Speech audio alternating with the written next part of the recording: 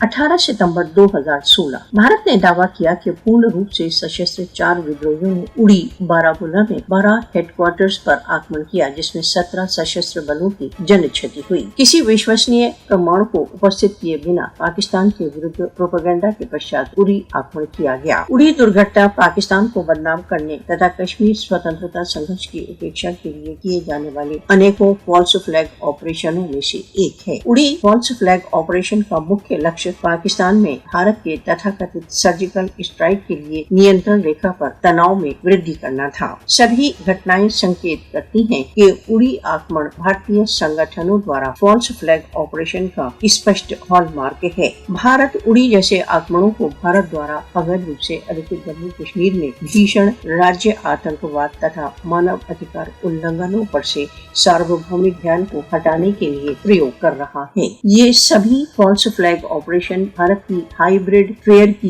योजना का भाग है, जिसका लक्ष्य क्षेत्र में युद्ध की स्थिति उत्पन्न करना है। मोदी शासन अपने देशज राजनीतिक लक्ष्यों की उपलब्धि तथा सैन्य गतिविधियों को न्याय संगत ठहराने के लिए इस प्रकार की चालों का आश्रय लिया करता है। पाकिस्तान के विरुद्ध हाइब्रिड वॉर से लेकर भारत द्वारा अवैध रूप से अधिकृत जम्मू कश्मीर में जनसंख्यात्मक परिवर्तन की कार्रवाइयां भारत की फासिस्टवादी विशिष्टता का रहस्योद्घाटन करती हैं। पाकिस्तान तथा कश्मीरी भारत के हाइब्रिड वॉरफेयर को विफल करने तथा इसकी दमन योजनाओं का विरोध करने के लिए निश्चित तथा दृढ़ संकल्प है।